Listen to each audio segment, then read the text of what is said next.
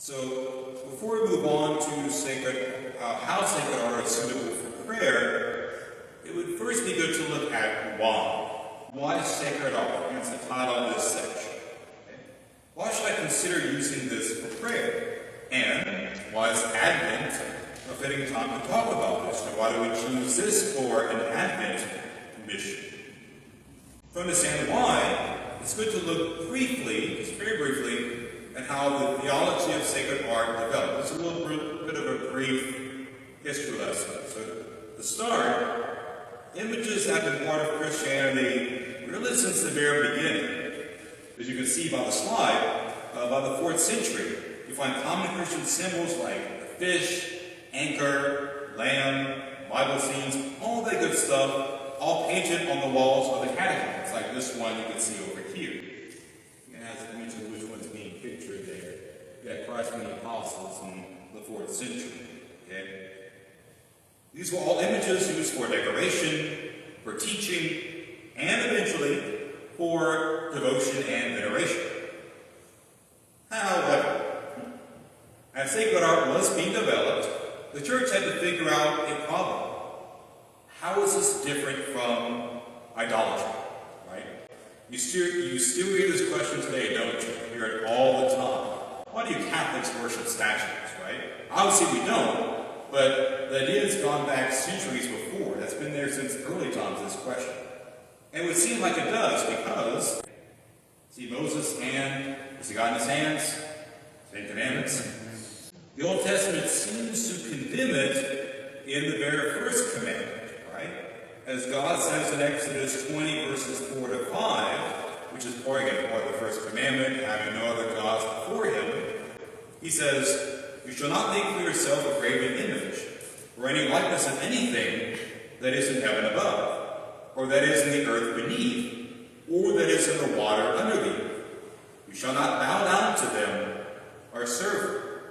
Right? It seems like almost that's pointing in that direction. And that was a common cause. So this led to a great, I don't mean great good, great bad, like a tumultuous movement called iconoclasm in 726 AD, which sought to remove these images from all churches and monasteries due to that fear. And a big guy behind it is Emperor Leo III, Byzantine Emperor in Constantinople. Now, know this. So that's him, a ruler of the seas, aka bad guy. Right? He spoke against icons and had them removed, and even by force. I mean, monasteries were sacked, churches stripped of their arts and relics, monks and civil officials were killed for protecting, etc. Now that sounds extreme, but it shows how much concern there was. Although I do have to point out the irony. He was against images, Emperor Leo was, and yet here he is portrayed as an image. So what do you think about that? He's probably rolling in his grave. Poor guy. So that all happened centuries ago, and we have sacred art now. What changed? Well, good question. Well, the church separated. So there have been other decisions made too, but ultimately, the Second Council of Nicaea, not the first, but the Second Council of Nicaea, in 787 AD, pretty much approved it, but it made a distinction between worship and veneration. Worship, of course, is owed to God himself, nobody else. While veneration is done towards things that represent God. Okay? Thus, a decree that sacred images are A-okay as long as we don't, and because we don't, worship them. Right? We venerate them for what they represent. And it all makes sense.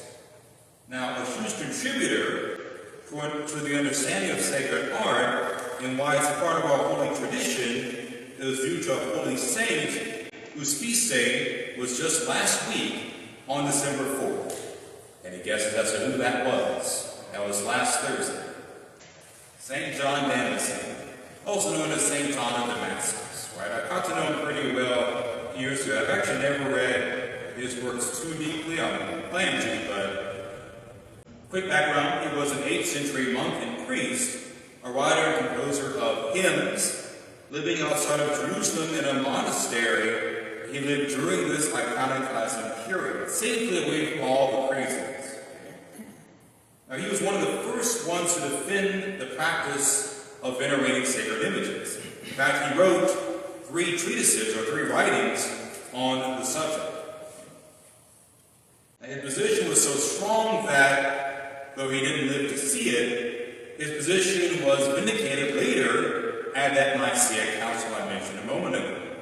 In fact, today he is a doctor of the church, meaning he contributed to our deposit of faith or understanding of the faith. He's even known as the Doctor of Christian Art. There you go. Now, in his treatise, he said that the motive of iconoclasm, why you have iconoclasts, it's a false faith. For only a person who is not growing in holiness would confuse these images for idols. He clarified that we're not demeaning Christ with these images. And the biggest reason why is because of one person, because of Christ himself.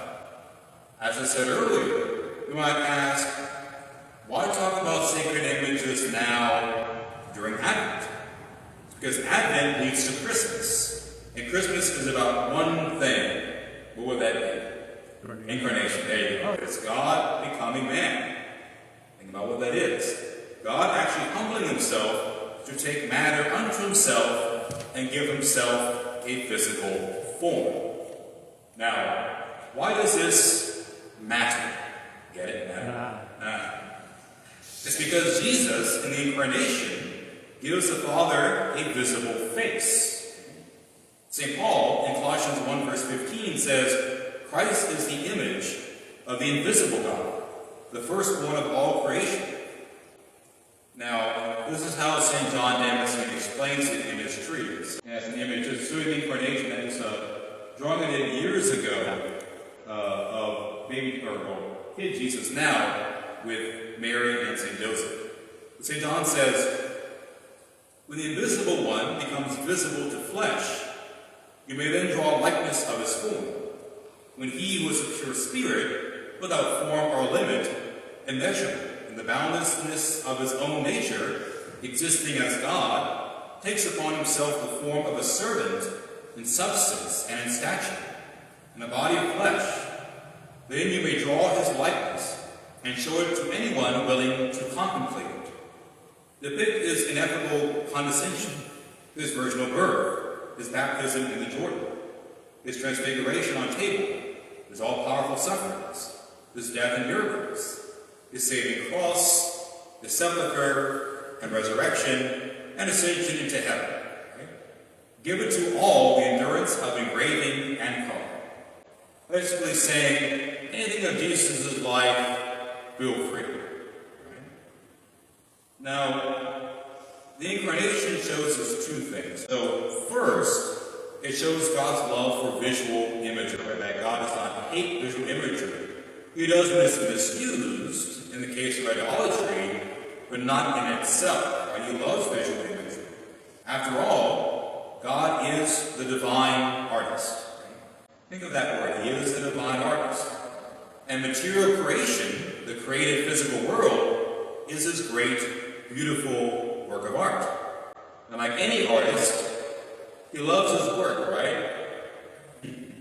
That's the first reason why. Second is what God wants to do to us through this physical being. Through the Incarnation, God comes into our world to engage us with the material senses, all our physical senses that we are most familiar with. And as we'll see, though we are called to the spiritual life, most definitely to things divine, we are still also soul and life. Thus, we need the senses to engage with the wholeness of our being. Now, St. John Damascene says this in his treatise. He says, it is impossible for us to raise ourselves to the contemplation of spiritual things, or spiritual objects, without some kind of intermediary. And to lift ourselves, we need something which is close and familiar to us. So one example is think of the sacraments. As one way, God uses the physical to engage the invisible with us. But the other way is through, of course, sacred art, where this art itself is made from created materials. And God uses the holy image, any holy image, to engage our natural senses and makes the abstract and the divine, because the divine is often abstract to us, right?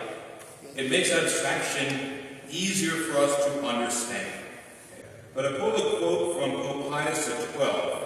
He wrote a letter called The Function of Art. I actually read it just recently. Right? Very short letter.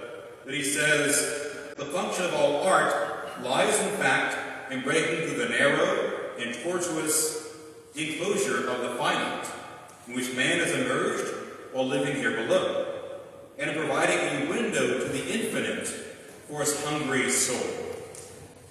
So I picked an image that I thought would convey that idea well. The desolation of this life reminding us there is goodness out there, that God is real. And this is one image. So the image, it's a drawing I did a little while back. She's a Japanese Catholic. I've been learning Japanese and everything. Not a saint yet, venerable. As you can see, her name is Satoko Kitahara. The kanji on the bottom, her name in Japanese is written right below.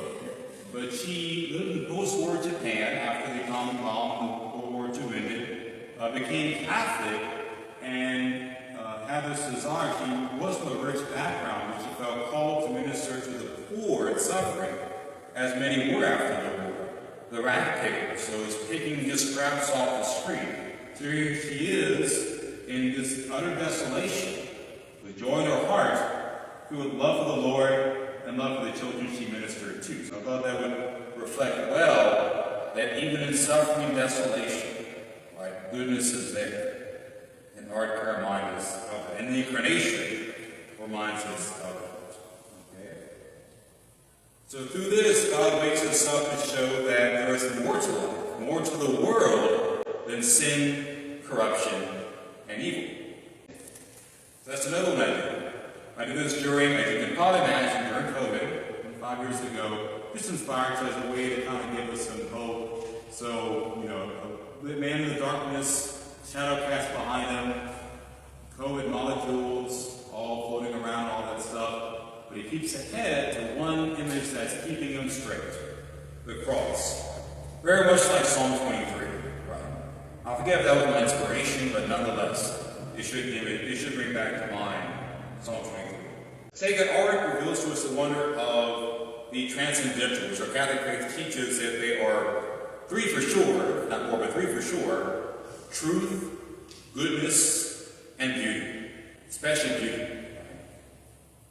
Pope St. John Paul II wrote his famous letter to artists, wrote that in 1999. He said this, "This world in which we live needs beauty in order not to sink into despair. Beauty, like truth, brings joy to the human heart, and is that precious fruit which resists the erosion of time, which unites generations and enables them to be one in admiration. Beauty is a key to the mystery and a call to transcendence. It is an invitation to savor life and to dream of the future. It stirs a hidden nostalgia for God, which a lover of beauty, like St. Augustine, could express in comparable terms. Late have I loved you, beauty so old and so new. Late have I loved you." Now, Pope Benedict, so again, quote from him, but that image I drew when he resigned from his chair back in 2013, I drew this image to pay respects to Pope Benedict with his papal motto behind him right there. But he actually called this movement of art in Latin, the name, as you can see, Via Ultitudinis, but it translates to the way of beauty, which is really the way we should be striving for, the way of beauty. All of these reasons show that if Jesus can become an icon of God the Father, then truly any art created to honor him in heaven are okay. Therefore, and I think I pulled this from St. John Damascene as well, it is proper to image the Son with painted wood. Through this, we're honoring the Incarnation. We're honoring the beauty God has given to matter. We don't worship the Word. We adore the one depicted on the Word. We don't worship matter, but through it, we worship the Creator of matter, who became matter for our sake. Thus, we can create beautiful works of art and even use it to pray. So that's all the background. Hopefully it makes sense. How the theology came to be, why it's important, how it ties into Jesus himself, the Lord himself, God becoming man. Right? On that note, now that we understand what sacred art is and why we have it, the question now is, how can we use it for prayer?